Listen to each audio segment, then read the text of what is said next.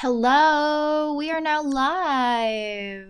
Took me a while. I was actually freaking out because I was not able to prepare everything before the live started. But anyway, we're all here, we're all done, and today we're going to talk about pricing and financial stability that I know a lot of people are going to ask or are asking when you are going to do freelancing. But before that, we have here some 5 things that I would like to tell you before we jump right into it while we are waiting for other people to join us in this live video. All right, so the first thing that I would like to discuss is, of course, the Create and Rise Academy waitlist is already open. So if you haven't registered yet in the waitlist, please do. There is a link in the description on no, not in the description, but I will put it in the description later and comment it later as well if you haven't registered yet. All right. The second one is the pinned post. So if what do you call this? So if you haven't seen the pinned post yet, so I just pinned a post about how you can start or how you can become a freelancer. I already pinned the post because I'm getting a lot of messages about it every day almost. So I wanted to give you a peace of mind. And yeah, just jump right into the pinned post and you will see everything that you need there. The blueprint, what else do you need to become a freelancer, etc., etc. It's all there in the pinned post. Right? The third one is you can message me on Facebook group, not on Facebook group rather, on the Facebook page anytime, any day. I will try to reply as much as I can. And if you are already doubting if the messages that I'm sending to you are personal or not, I'm actually using a chat bot. That's how we call it in the marketing terms. I'm using chatbot to send mass messages to everyone who has subscribed to my chatbot. And that is when I compose my very own emails. But of course, if you are going to type in your very personal messages, I'll reply to it as much as I can. All right. We have the fourth one, the video training. The video training rather is still going to be there up and live. I'm debating if I should launch it together with the course, but that's so much pressure for me, but I'll see what I can do with that. And the last one is you can request topics for me to cover in the live videos like this. So if you have topics in mind that you want to get answered about freelancing, of course, if you have comments and suggestions, or if you have like just mind-boggling questions about freelancing, just feel free to message me on my Facebook page and let me know if you want me to discuss that or have like a very specific Facebook Live just for that topic. All right, so we have 4 people jumping in today. How are you? Hello, hi, good evening. Are you okay? Are you fine? Comment, say hello, so I would know who are the people who are exactly watching me tonight. All right, so let's see who is there. All right, okay, we have one person that just jumped in. Hello, how are you? Okay, so let us not anymore wait for other people to jump right in. Anyway, they can, of course, watch the replay rather. Hi, Ramon. Hi, Jen. Hello, welcome to the Facebook Live tonight. All right, so the first thing that we're going to talk about is the pricing, right? Now, we have 2 different options on how we can create our pricing or how we can offer our services to other people. The first one is ask for per project rates, and the second one is to ask for per hour rates. Now, if you have met other freelancers or virtual assistants in your area or in the city where you're in, most likely they are charging per hour, right? Am I right? Am I wrong? So they are usually charging per hour because most of the time the tasks are consistent. People or clients are giving consistent tasks to these people, and also it's very easy for them to calculate like the hours that the virtual assistant or the freelancer is spending on that certain project. Now, Others also, other freelancers such as myself, always have a per project rate. I started with the per project rate, by the way. I did not have per hour rate, and I will tell you exactly how I transitioned to having both and why we should have both. But I started having per project rates before because I felt like I have to be paid for the project that I'm doing, like the entire project. And so I did that, but it didn't turn out well because number one, I had to chase clients consistently. Okay, there's no stability with just having per project rates because you have to consistently look for clients. You have to look or you have to find or client hunt, that's what I call it. You have to do consistent client hunt just to create a stable amount of income. And you don't know where you are going to get your next client. That's the con of having only the per project rate because you don't know where you're going to get your next client. I literally had a month where there was no client that asked me to do things for them, to do graphic design for them. There was an entire month that I did not have any clients. And so that is why I feel like you need to have both because the per hour rate will give you stability. Okay? What you can do with per hour rates though is you can charge, of course, you can charge per hour. You can start the week on a Monday and send them the invoice, or here in the Philippines we call it the receipt, right? We give them the receipt of how much hours we spent on that week, and then they have to pay us weekly. Okay, that's what I do. That's how I do it. Other people do it bi-weekly, like 2 weeks. How many hours did they spend for 2 weeks, and then they ask for the client payment after 2 weeks. But that wouldn't work for me. I just don't think that that would work for me because, of course, I also have to buy groceries and I have to also eat, Like for me to have a weekly payout is very important because I don't want to wait for 2 weeks just until or for me to get money because that's what we did, or that's what the usual setting here in our country is, right? Like if you are employed in an office or in a certain facility, you are supposed to get your money every 2 weeks, right? Bi-weekly, every 14th and no, every 15th and the 30th, right? So we are getting our money bi-weekly. But of course, if you are a freelancer, that's the beauty of being a freelancer because you can have your payouts weekly. You can also have it bi-weekly. Or even more so, you can have your clients pay you initially every month, like a stipend, right? So, but we're not going to cover that today because that's like advanced. I just want to discuss the things that can help you just start. So these are just that things. Now, going back to the per project and the per hour rate, why is it important to have both? The first one is the per project rate is going to give you large influxes of money. Okay? That the per hour rate cannot give you. Because no matter how hard you work on per hour rates, it's just hard to reach 6 figures. It's just very hard. That means you have to keep on working, more, just tons of work just so you could get there. I know a lot of people who are in the freelancing and virtual assistance jobs that they're only charging very low per hour, and for them to get to the 6-figure or 7-figure per month mark, they have to work until they die, literally. They have to not sleep. They have to only have 2 hours of sleep, which is just crazy, don't you think? Because the reason why we wanted to become freelancers is because we wanted to have time and location independence. And that is supposed to be one of the benefits that the freelancing business will give us. But because we are charging very low, we have to work until we die just to get to the 6-7 figure mark, which is just blows my mind. You just defeated the purpose of why you became a freelancer. So that is a no-no, okay? That is why I feel like you have to have a per project rate and a per hour rate. Okay, so The benefit of having a per project rate is, again, it will give you large influxes of money.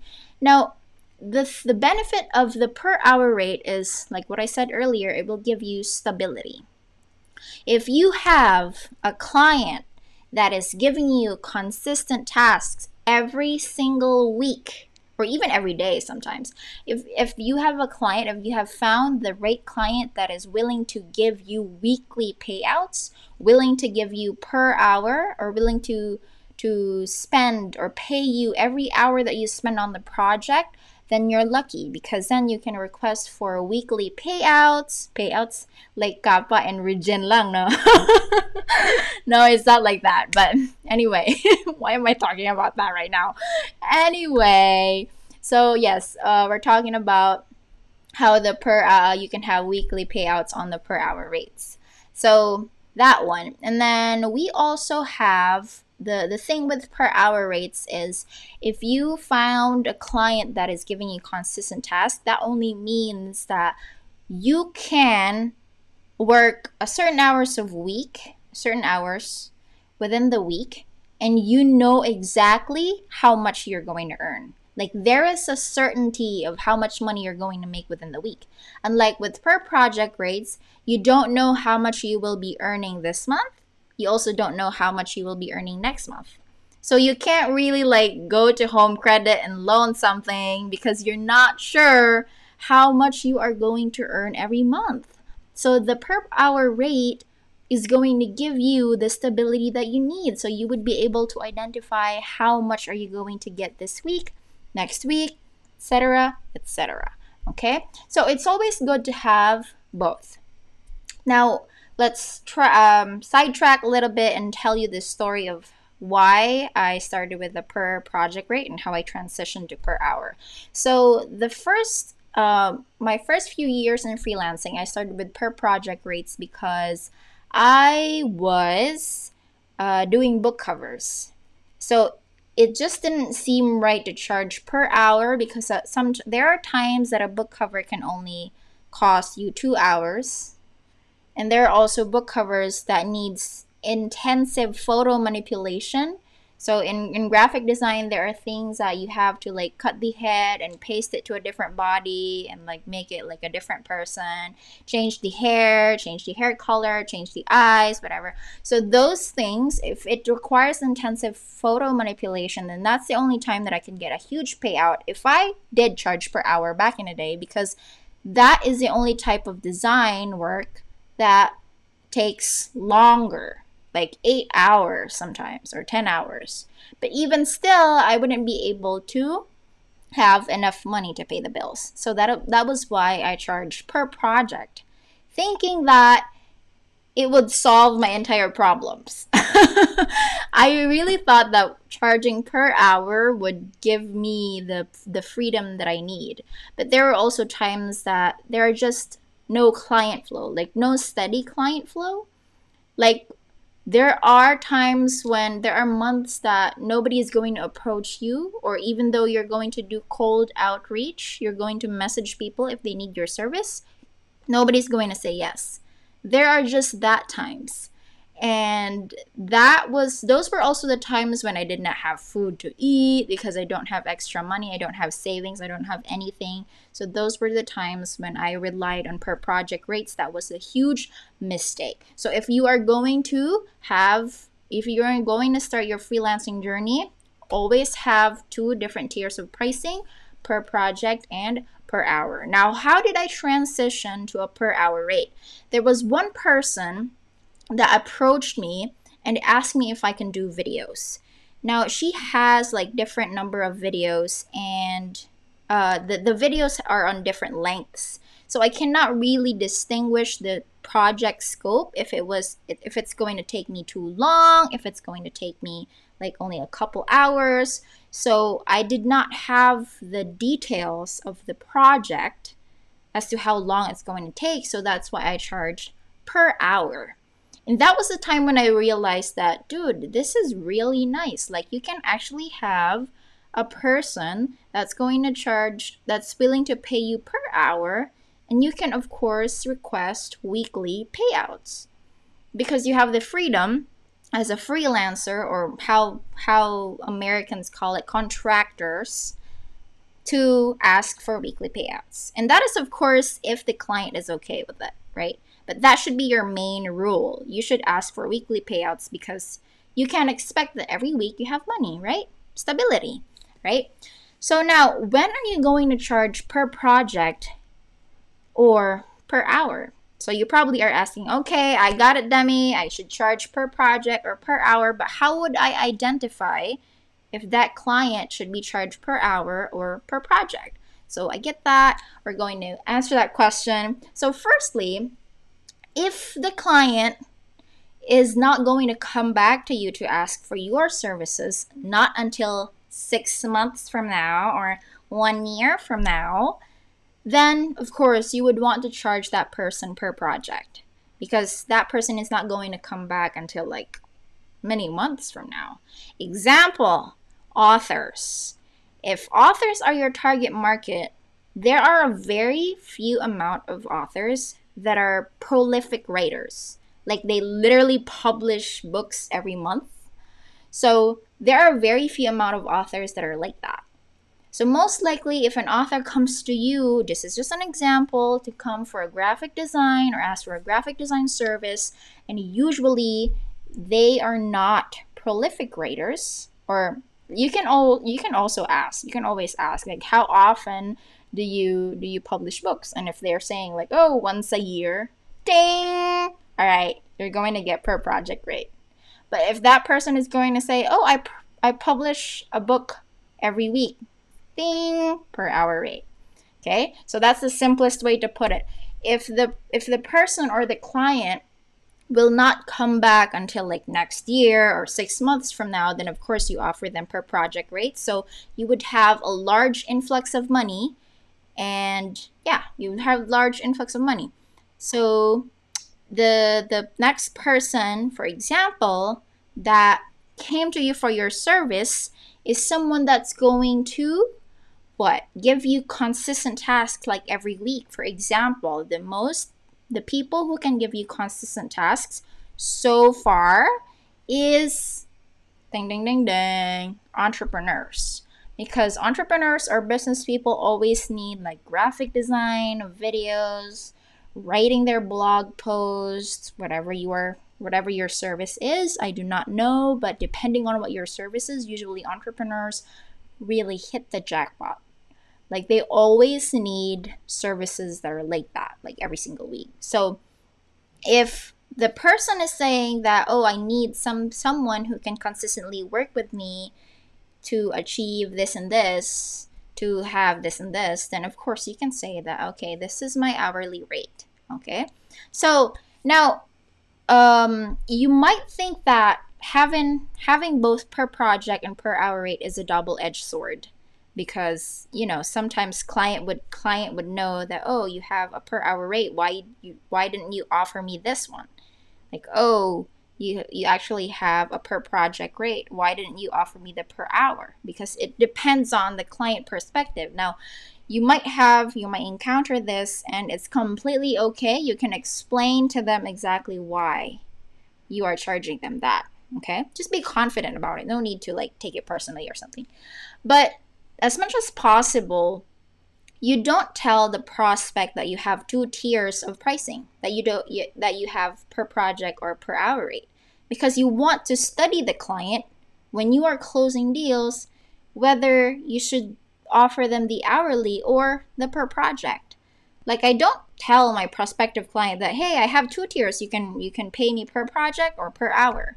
I always am the first person to decide if I should be offering that client a per project or a per hour rate, because this is going to be my decision. Like, I am the freelancer, I am the contractor, and that's completely the beauty of being a freelancer, because you can always make decisions for yourself.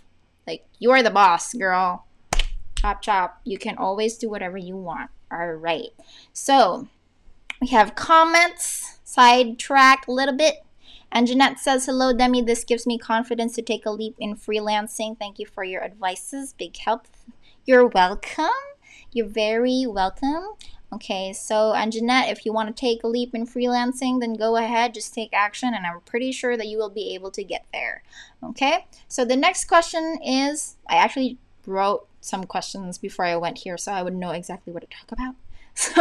So things to consider when pricing. Okay, so what are the things that you consider when you are pricing? The first one is your skill.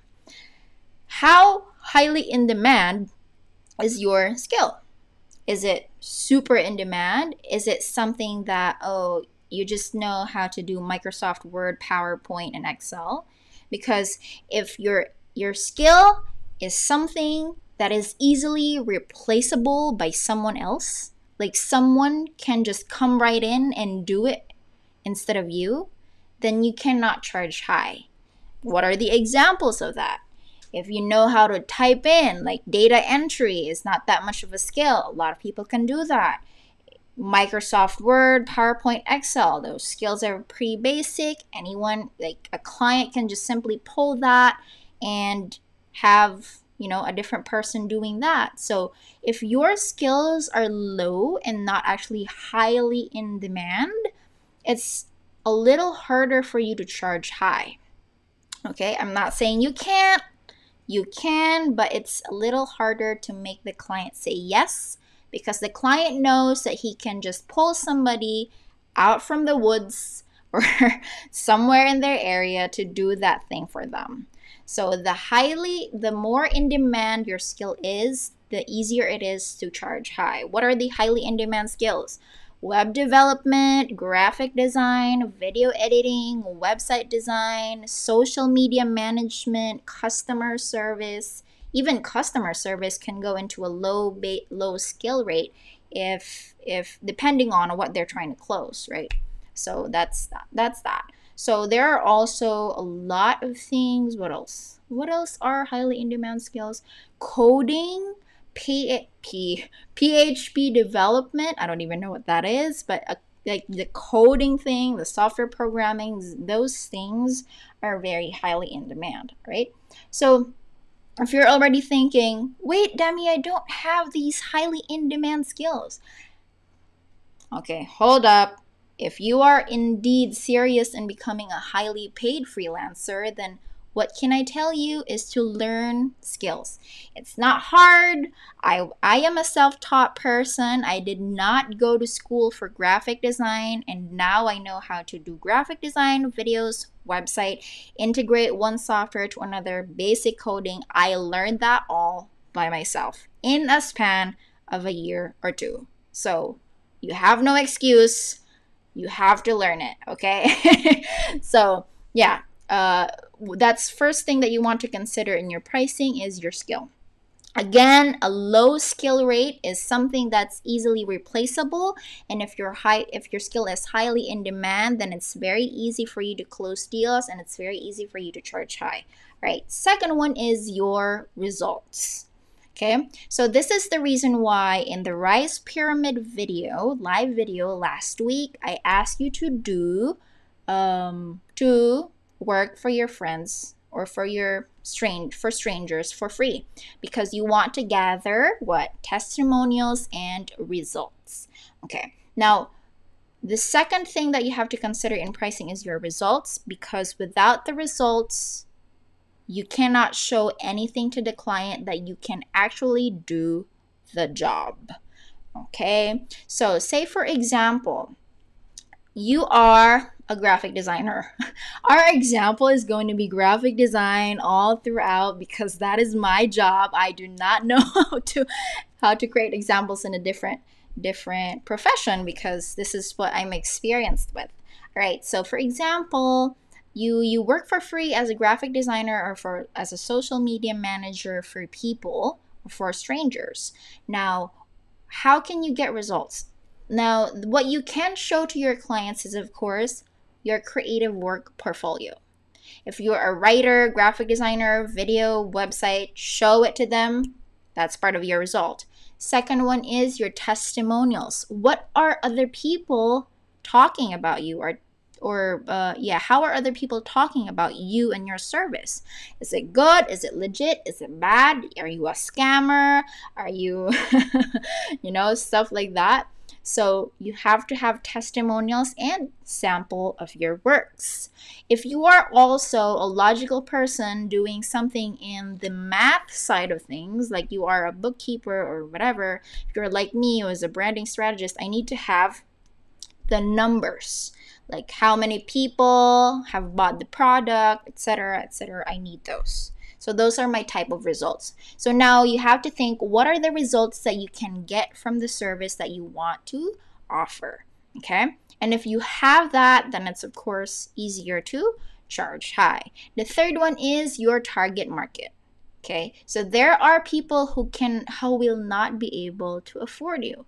For example, if your target market is the third world countries, like our very own Philippines, India, what else are third world countries? Pakistan, Iraq, are they third world countries? I don't even know. But anyway, if your target market is someone who cannot afford your services or cannot afford dollars, then most probably you cannot charge super high. You have to consider their way of living or their cost of living.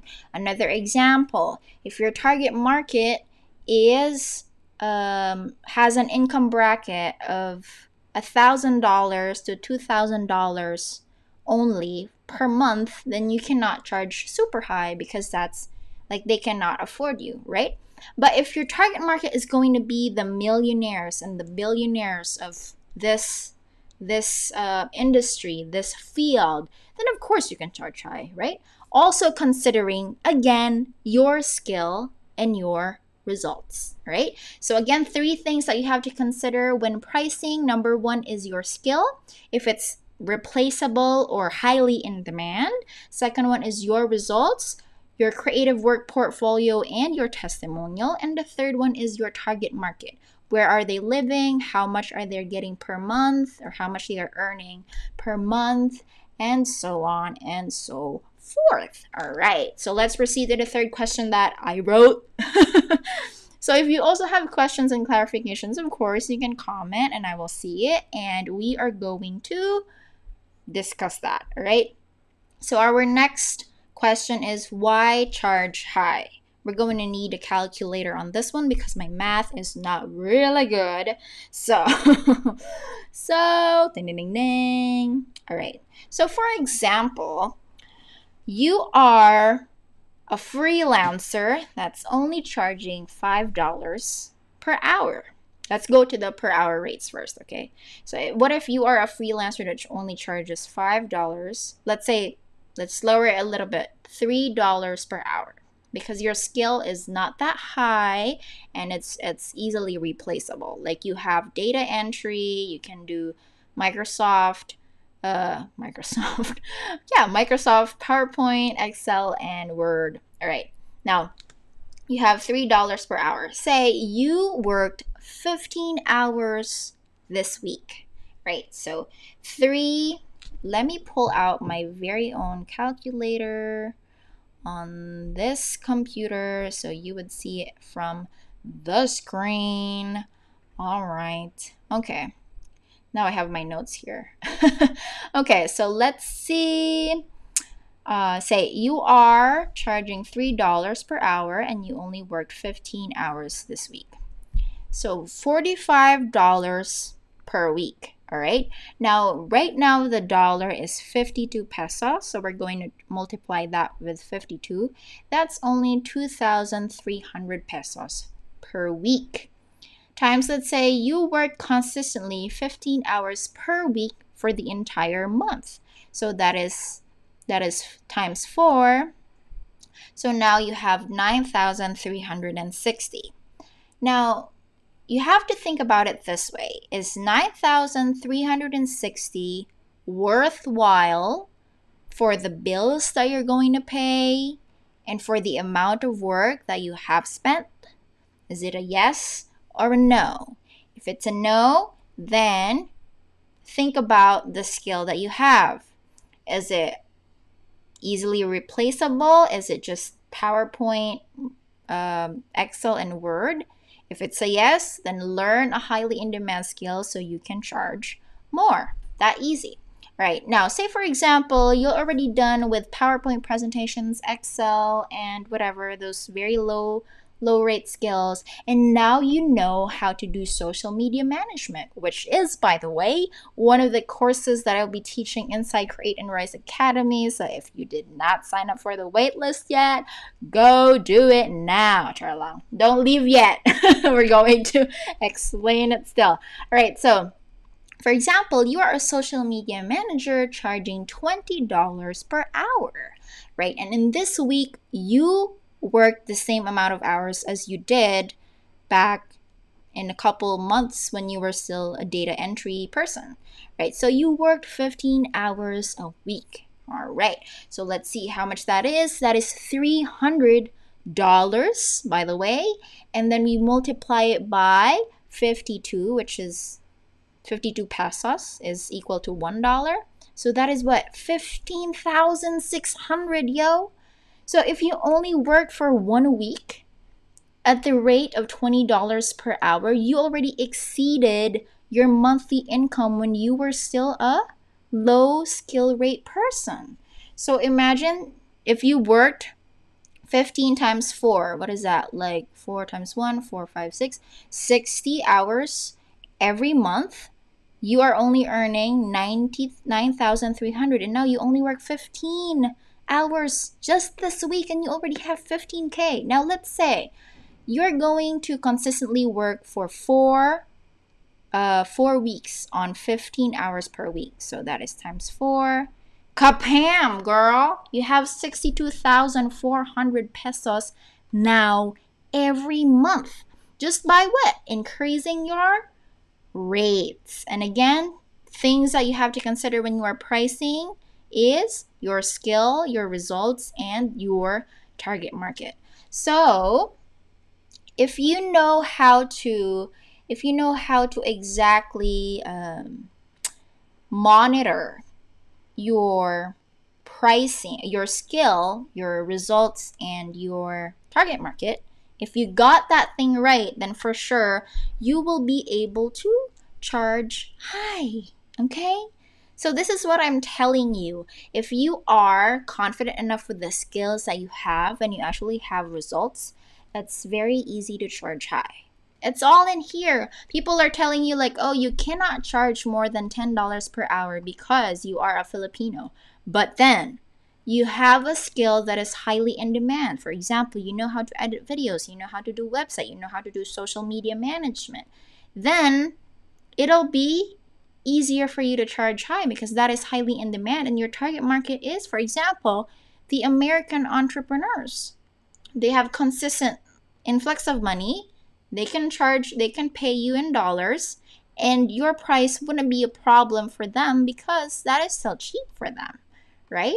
$20 is just a change in America, guys. I haven't been there yet, but my boyfriend is an American, so he knows. So it's just $20 is just a loose change in America. So that's what you need to think about. All right, so where are we? If you have questions and clarifications, let me know so I can address it and we can talk about it. Okay, next. Where do you get the confidence to charge high? This is one of the things that I have been teaching so far in the posts and my previous live videos. You get your confidence in charging high if you trust yourself. That's it. If you do not love yourself enough, you wouldn't have the confidence in anything. Okay? Now, the reason why I said you have to love yourself, because a lot of us are so judgmental within ourselves. If somebody says, "You're so beautiful," you're like, "I'm not beautiful, oi. I'm ugly. Like, I am like that too. I mean, I am like that too. I'm not keeping myself clean here, but I'm just saying that if you love yourself more, then it's easier to become more confident." And I watched a video yesterday of this guy, this old guy, very old guy. I think he's in his 70s already. His name is Bob Proctor. He's one of the personal development people in the US that have started way, way, way back, long time ago. He said, you don't need, for you to have a really good business, for you to have a really good life, you have to stay in the middle of super confidence and low self-esteem. So you have to be in the middle of that.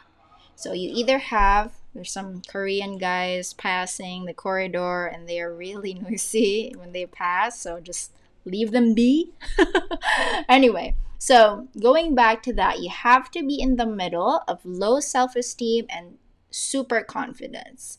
You can't be super confident and you cannot also be a person who is just shy and overly passive. You have to be in the middle. Okay? So once you've found that sweet spot of being in the middle, of course, you can succeed anywhere and anything in life. Okay, so you have to find that sweet spot where you are confident, but you are not overly confident, and you are, you're confident, but what do you call this? Like, you're not super confident, but that doesn't also mean that you have a very low self-esteem, that you are shy and passive, okay? What my mom used to tell me when I was a kid was that you have to be assertive, okay? Assertiveness means you know how to ask questions, you can present yourself, you can introduce yourself comfortably to other people. I used to be very shy and be like, hey, when I'm being introduced to somebody else, it's like, hi, I'm fine, hello, hi. But and I became a business person, and I've been meeting people personally, and like I started to know how to shake hands because you have to learn these things, right? So that's also one thing that would help you in charging high. If you are confident, if you love yourself, if you trust yourself, if you know that you have the skills, the results, and the right target market, then it's very easy for you to charge high. Okay. So I already did the math of per hour rates. Now for the per project rates, sidetrack a little bit, go back to per project rates. Now, what did I say with per project rates? It will give you large influxes of money.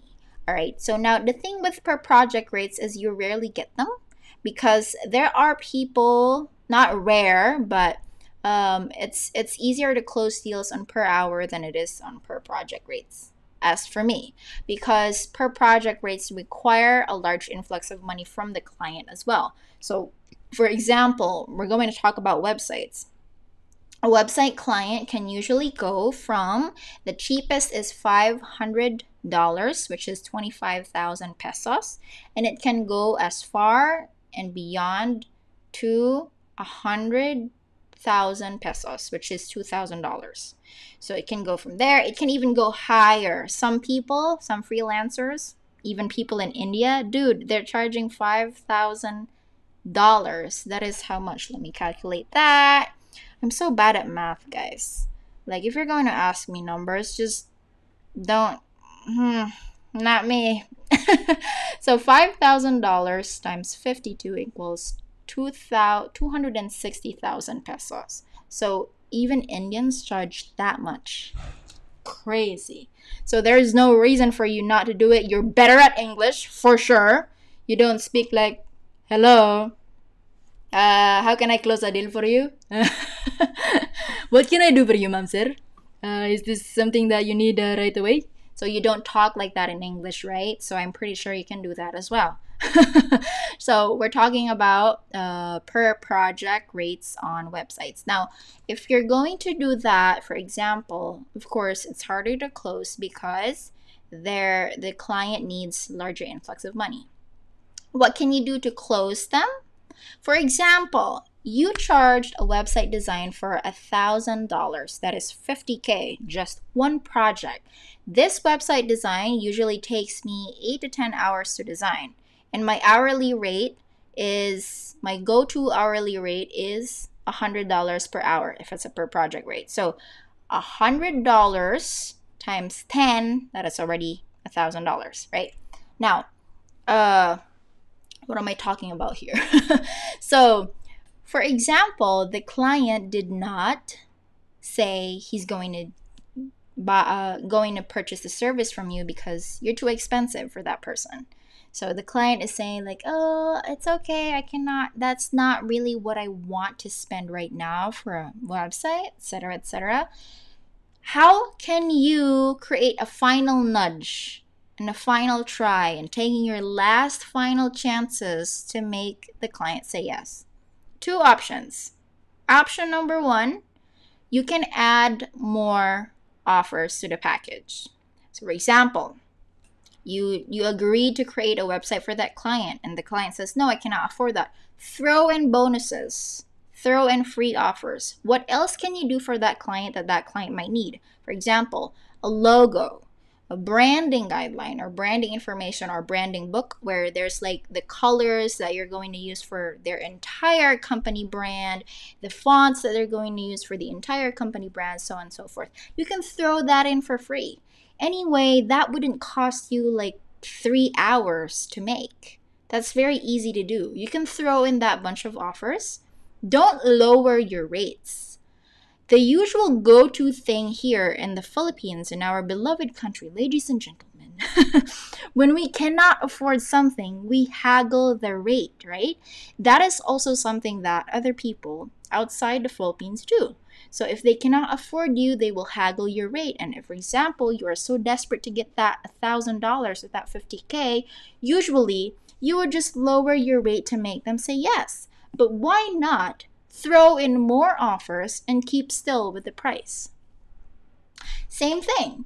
And now you just added more things to the package that would make it worth $1,000 for them, right? So you don't lower your rates, you put in more offers. Okay? Again, don't lower your rates, put in more offers because you do not know how nitpicky that person is. Sometimes a client that is very nitpicky would ask for so many revisions that it would just blow your head off. Crazy. So, again, don't lower your rates, add in more offers. Second option.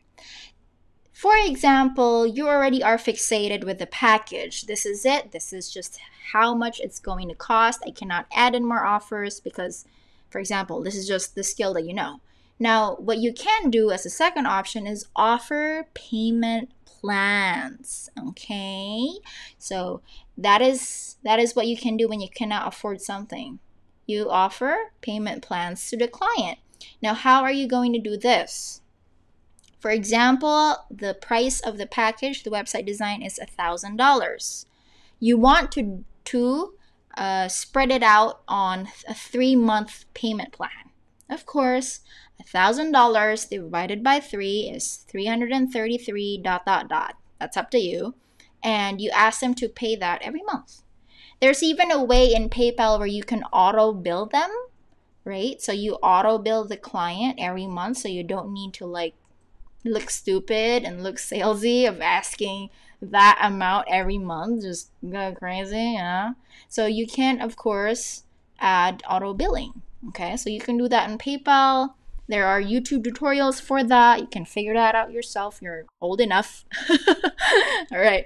So another thing that you need to think about when you are adding payment plans is do not send them the final project file or whatever it is that you're doing for them before the final payment is complete.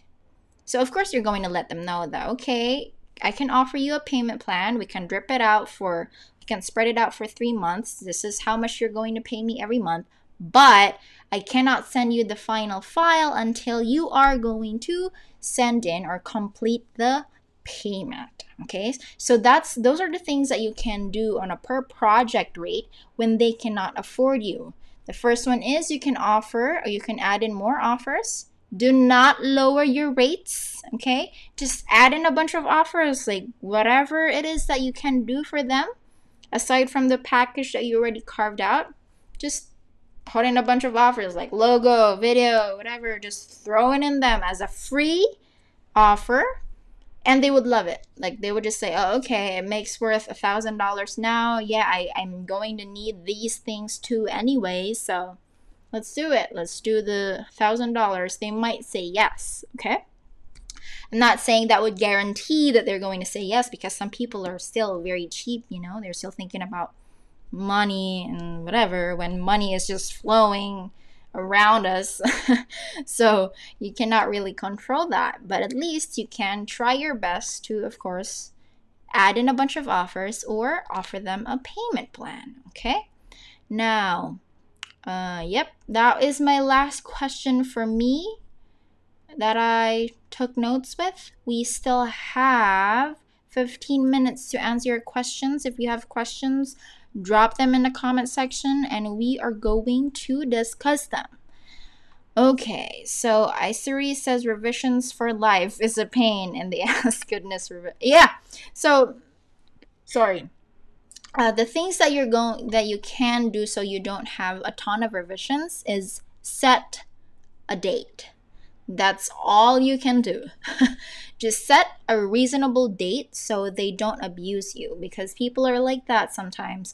When they know that you don't have a date, they can just have you keep on doing revisions over and over until you get sick of it, you know? And that's not right. You have to be confident and assertive in your rules. You are a freelancer, you have the freedom in almost everything, even with your prices. So why can't you say that this is going to be the deadline of this project? After that, I'm going to charge again. So I used to have things like that. Like, I tell the client that, oh, the deadline of this project is this, and after a week, if you're going to ask for more revisions, then I'm going to charge you extra. So be authoritative, man. You can do it. Don't allow other people to abuse you just because they have already sent you a payment. Don't allow yourself to be abused, especially if you're a Filipino.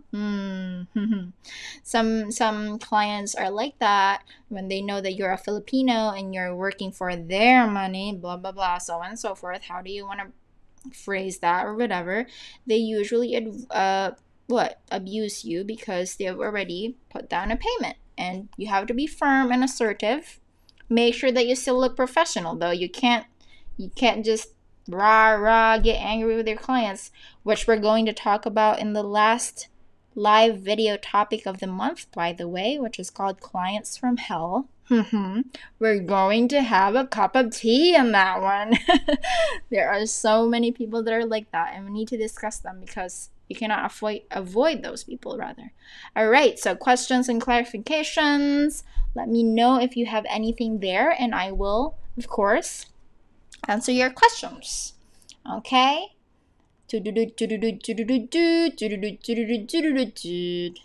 Have questions there and clarifications? All right, so if you don't have questions and clarifications, we're going to end in 3 minutes. Great. So if you have, so you can always go back to this video whenever you want and whenever you're free. You can watch the replay again and again, so you have like guidelines on how to price yourself and etc. All right, so that's all in it for me tonight, and I'm going to see you again next week. We're going to talk about niching down an ideal customer avatar and why it is so important for you to master very few skills or very few niche so that you'd be known for that, and why do you need to choose an ideal customer avatar. Or I'm often talking about this, or I'm often referring this as your target market. Now, why is it so important? So if you have questions on that, you may also start jotting them down and start asking me questions on the next live video, and we will get it from there. Janine says she's sorry because she's late. It's okay. You can ask, you can always watch the replay. So yeah. So who are still right here in this live video? I have 5 people that are watching. Who are you? Charla. Okay, who are you guys? Okay, so if you have final questions and clarifications, let me know so we can talk about it. If none, then I will start bidding my farewell, and I will see you in the next week. And yeah, I cannot promise anything next week. I'll just keep on posting every single day as per usual in the Facebook page. And if you have questions and clarifications, of course, you can always message me on the Facebook page. All right. So that is all for tonight. If you don't have any questions, I'll go leave the room and I'll see you in the next one. All right. So bye bye.